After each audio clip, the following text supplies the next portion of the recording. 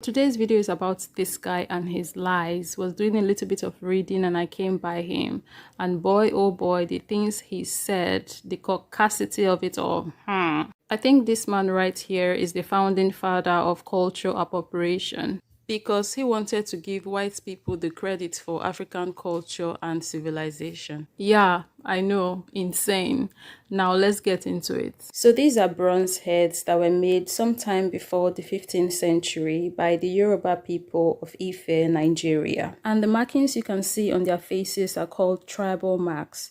And the primary function of tribal marks is for identification of a person and the person's tribe and what family or patrilineal heritage they are from. So these are a few examples of Yoruba people with tribal marks. As you must have guessed already, different tribes have different tribal marks. They draw their marks differently. So the Igbos will draw differently. The Edos, for example, that's where I'm from, we do not draw our marks on our faces. We draw it on our stomach and our bodies, our chest. Yeah, like that. I personally do not have any tribal marks, but there are still people who still have tribal marks. And the culture of tribal marking is dying. I would even say dead already, because people don't really mark people tribally as much as they used to anyways. So it's dying or close to dead at this point. So I just want to put that in there for you guys, but the main focus of today's video are the bronzes. So these are a few pictures of some of the Benin bronzes. I can't show you guys all of them because there's a lot and they're very beautiful. All the bronzes from the different cultural groups are very beautiful. Yeah, you know, you really see the art, you really see the culture when you look at these bronzes. Take a look at this leopard. It has bead on the waist, so you see the cultures really even in the art. And now we are looking at some Igbo bronzes. Again, very beautiful. Oh my god, these are cute. I want some of these on my wall. Yeah, you can see, you just see the creativity, you see the culture. This is a cultural lamp used for burial. Ooh, check out this vase, fam. Mad. But you want to know something else about these bronzes? Aside from the fact that, you know, the Europeans came and stole them, I roll, by the way, sometime around the early 19th century, this guy came along. That's his name up there, and I really do not feel like using my tongue to say it. So he came to Africa, saw the bronzes, loved them. They were so beautiful. He was so amazed. And you want to know what he said? He said that he doesn't think that Africans could have possibly made them, at least not on their own, as a matter of fact. Then he came up with the African Atlantis theory to explain how Africans made them. The African Atlantis theory he came up with around 1904 states that a lost civilization of white people were first here before colonization, and they were the ones who taught us how to make these bronzes. And this lost civilization was conceived to be the root of African culture and social structure. He also said that it was this white residue that enabled Native Africans to exhibit traits of military power, political leadership, and monumental architecture. This theory also states that historical contact with immigrant whites of Mediterranean origin was responsible for advanced native African culture. Like, they can dream, but they can never. You can just imagine the rubbish. Like, this one is saying it's them that gave us our culture. This man actually sat down and came up with this rubbish. These people would literally come up with any rubbish. They don't care. They don't even think. Like, their brain is not working. They would just, let's say anything, we just have to dispute the fact that it cannot be them. We would say anything. We don't even care if we look stupid saying this, but we'll say it anyways. The point is, it cannot be them. That's what this man did, and that's what they are still doing. That's why you see them talking about how aliens built the pyramids. I cannot with these people. I just can't. If it isn't aliens, it's some hypothetical white civilization that did it. Oh, I see what you're saying. Dude, you never studied science? I see what you're... Yes, I have. No, so, but I mean, I'm not a scientist, are you? But man originated in Africa. Yes or no? That is a consensus, yes. Okay, so if man originated in Africa, which means that they were Africans. When you talk about the amazing works of the Egyptians, they were people of color. I know that's a little rough for you to handle, but I know you want to hold on to that, somehow thinking whites built the pyramids, but I'm trying to understand. Yeah, we did. No, you didn't. No, you didn't. Because, first of all, they were building things in Egypt while white Europeans were still in caves. That's a fact. That's a fact. Okay. Sure. You look into this man and then you go and check out his work and you see this under his belt as his work. He didn't carve it. I would bet the people of Libya who took their time carving this would give it a name. But then he was like, well, you know what, I'm gonna have to give it a name. Alaye, who sent you?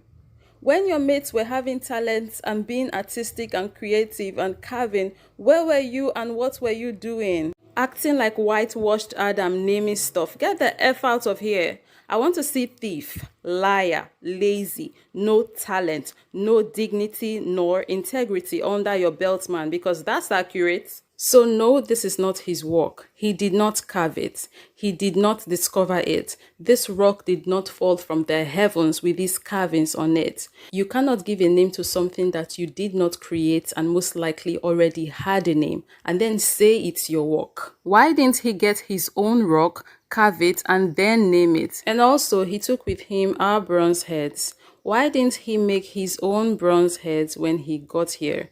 You see that white superiority? They can keep claiming and believing for the sake of their sanity that they are white and superior for all I care. But last will not be their mates, all of them now as well. Now back to his African Atlantis theory. Even though all the evidence proved that what he said wasn't true, people still believed him like for a very long time. And you know the people I'm talking about that believed him. I roll while I laugh. You know, I told myself when I was putting together this video that when you are making this video, you are going to be serious. You are not going to laugh. But hell, I guess that plan failed, just like his plan about African Atlantis failed woefully on him. Originally, this man set out to give white people the credit for everything that we had done. Our culture, our talent, our civilization, our political structure, economic structure, everything. He was going to give the credit to white people, saying they helped us do it. But when you pay keen attention to these things, you start to see the contradiction. So if this man is saying that we were that civilized and that culturally together, politically put together, we had a system that was working, that he believes that it could not have been done by us, and that has been proven to be a lie, you start to see the contradictions when you measure that information he's giving with the information that his same people are giving, saying how we were backward, barbaric, could not think, we were acting like monkeys and we're like beasts and savages and all that. You see how it doesn't tally together. When you really pay attention to these people and the information that they give, which are lies, you start to see the truth really that they are trying so hard to hide. Because now you see how they are contradicting themselves. This man thought his stupid theory was going to be in white people's favor. But when you think about it now, years after, it's actually in our favor. Because there's truth in there. It's just that he wanted to claim the truth. And the truth is, when he came and met us, we weren't barbaric. We weren't living like monkeys. We had political and social structures. We had cultures. We had a way of life. But he wanted to claim all these things and give the credit to white people. But you now see how that backfired now, don't you? Like it's there, it's glaring. You see the contradictions. Do you see it like I'm seeing it? When you really pay attention to the things these people are saying, you really sift through the lies. I'm extremely confused. You're confused? I'm fucking confused, bro. I want to ask, seeing how these people came to be the superior of the human race, you know, how they say it, they are the best, whatever, scoff in Yoruba, clears my throat in Asa, laugh in Urobo. Why didn't they create their own artifacts, their own stuff? Why were they not creating? You see, other groups of people, other ethnic groups, other tribes, other communities were creating this great stuff that they came and saw and they loved. Why were they not creating, huh? Why? Why is that? Why were they not creating? What did they make?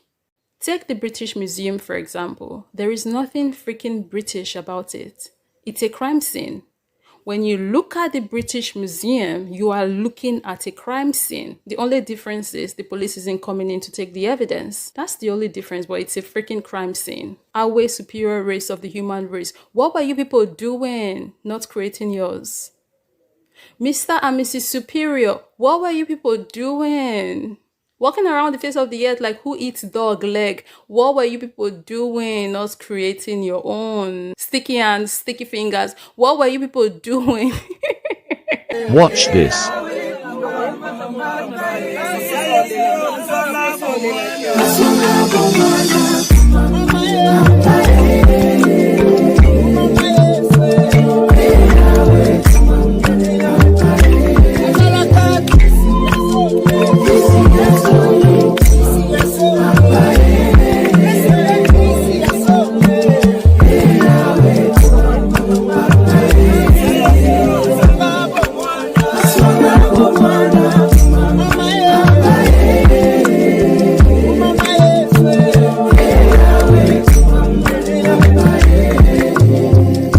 White superiority, you say? You mean how they are superior in lying, stealing, killing, and not being very smart, except for the times where they have to use their brains to plot out how they are going to lie, steal, and kill? Yeah, white superiority, I say it. I am Africa. I am a place. I am a state of mind. Hundreds of years ago, my children lived free. We had our skirmishes within my shores, even small wars, but did not disturb my great and sprawling land. We were not perfect, but we never left our shores to seek to destroy or rob any other culture or people, to steal the fruits of their lands or mines, and leave the land and people ravaged. Nor did we seek to steal any people's love of themselves, nor tell other people they were ignorant, savages, and inferior, while we were superior, as the white ones said to us. They lied so much and long they began to believe it themselves. They cried God with their mouths while holding a knife in one hand and a gun in the other, slicing and firing at vibrant lives. They also brought with them other diseases, including endless greed, envy, and hate. Our nations changed.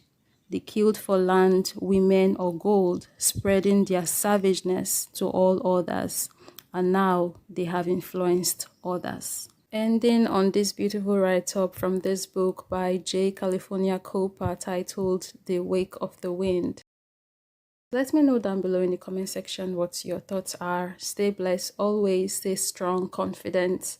Feel flower by yourself because you are the ish and that's on period. The other can stay dreaming and deceiving themselves.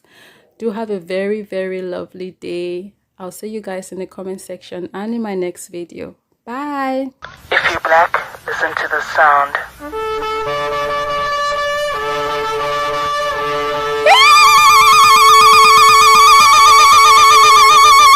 You can't tell me this sound doesn't summon you.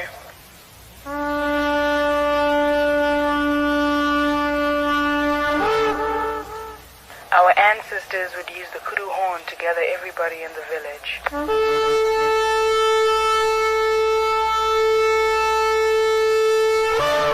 It doesn't matter where you are in the world, the sound awakens your spirit.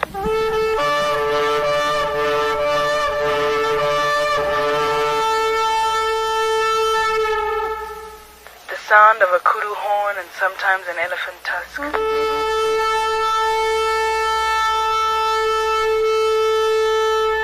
It's your turn, black child. May the ancestors be with us.